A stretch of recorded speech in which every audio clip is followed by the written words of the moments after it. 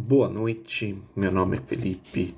Esta é uma live devocional onde eu trago uma leitura bíblica e também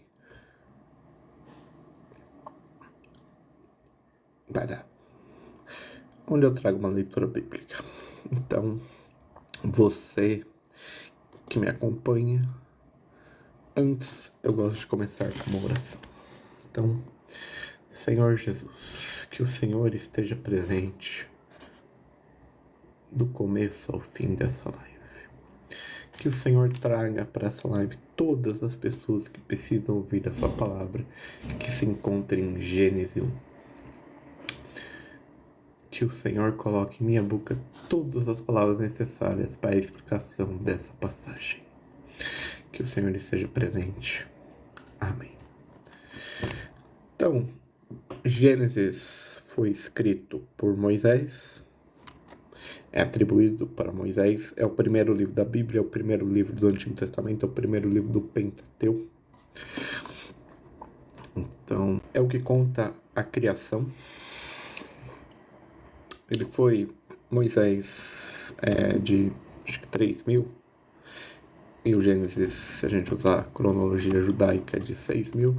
Ele foi uma história passada de geração em geração, mas a sua escrita foi atribuída a Moisés.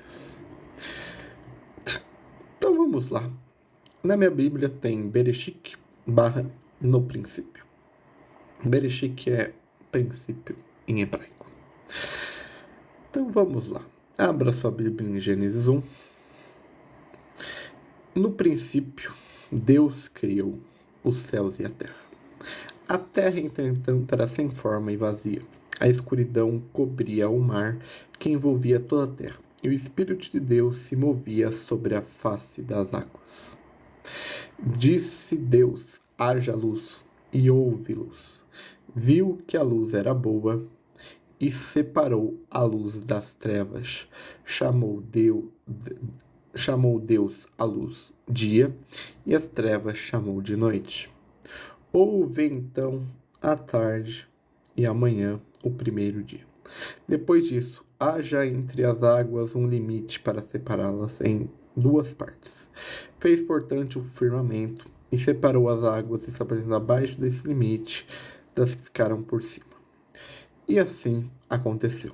E Deus ao firmamento deu o nome de céu. A parte passou e raiou a manhã. Este foi o segundo dia.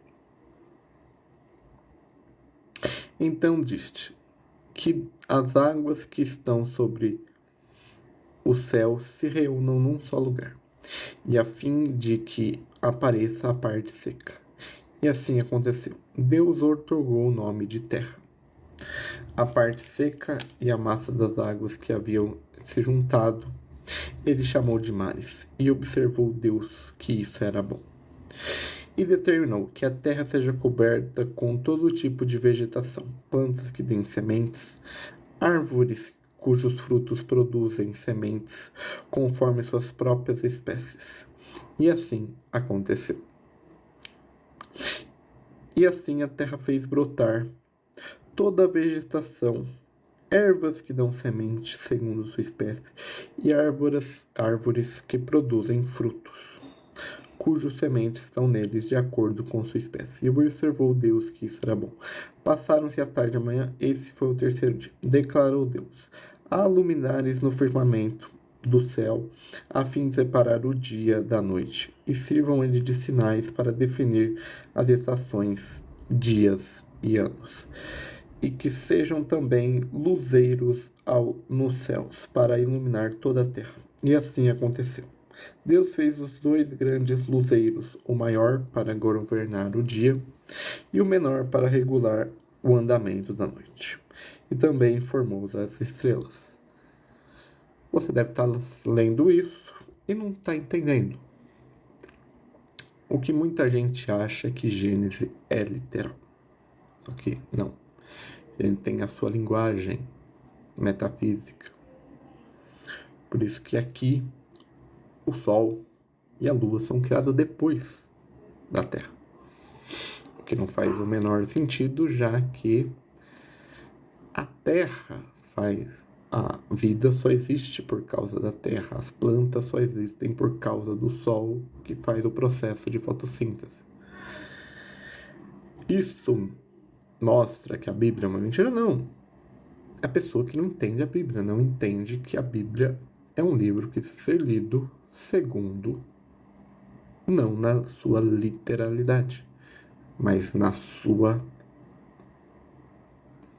Cada livro da Bíblia tem o seu estilo. Salmos tem um estilo.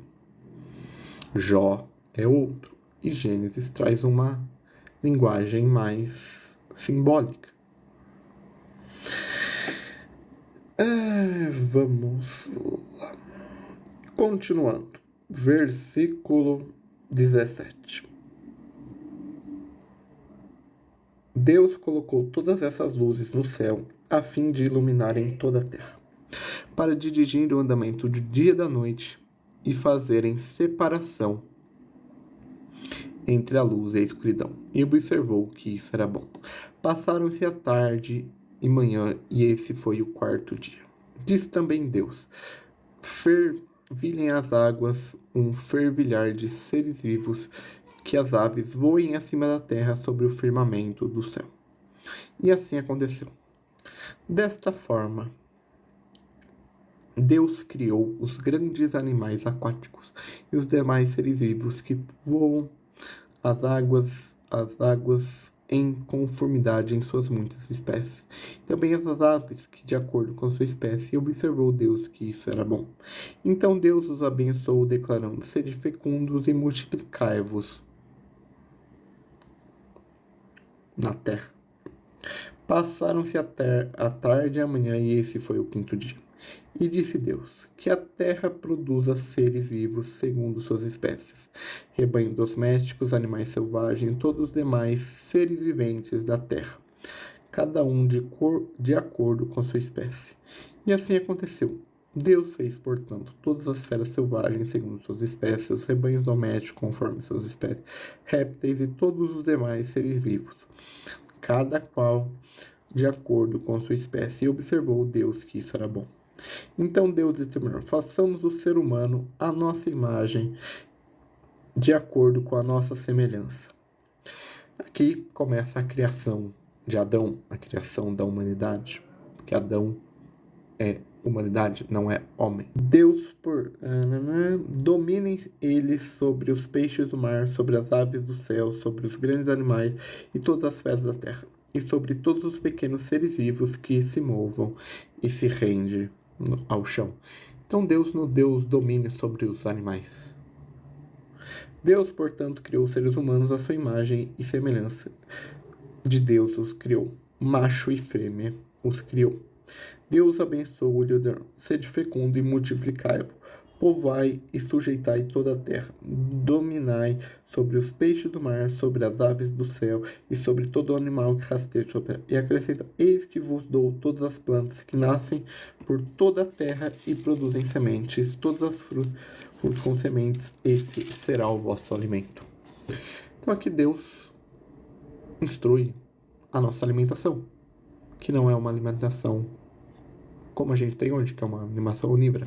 É uma alimentação totalmente vegana. Porque a morte é consequência do pecado. Então a gente não matava animais, não era esse o propósito. Quer dizer que a gente deve ser vegano? Não. Cada um se alimente da maneira que achar.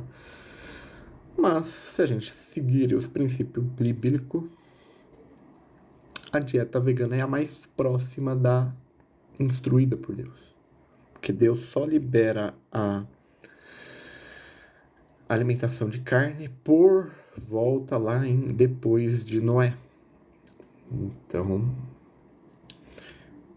mas Jesus deixa claro que nenhum alimento pode corromper um homem, então se alimente de bons nutrientes. Tenha uma boa alimentação. Também dou a todos os animais da terra, e todos os répteis da terra, e todas as criaturas que há fôlego de vida, todos os vegetais existentes, como os mantimento e sustento. E assim aconteceu. Então Deus contemplou toda a sua criação, e eis que tudo que era bom houve assim e à tarde. E esse foi o sexto dia. Então,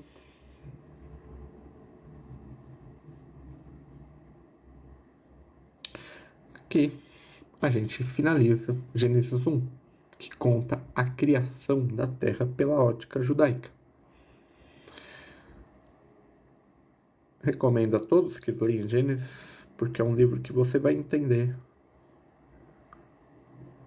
como a gente veio parar aqui. Porque teve coisas, principalmente no capítulo 3, que influenciam a nossa vida até hoje. Que é o pecado. O pecado de Adão e Eva passa de geração em geração até que vem Jesus, que é predestinado lá em Gênesis 3:15, que seria quem pisaria na serpente, que derrotaria. E a partir de lá nós somos salvos, nós voltamos à origem, voltamos a ser como Deus nos criou. Porque Deus não nos criou para o pecado.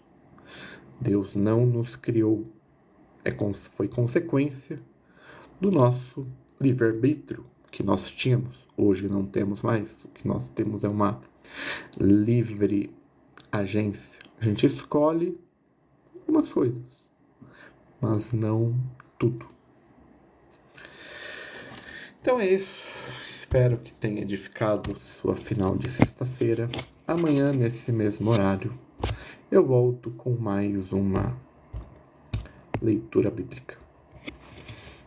Até amanhã. Tchau, tchau.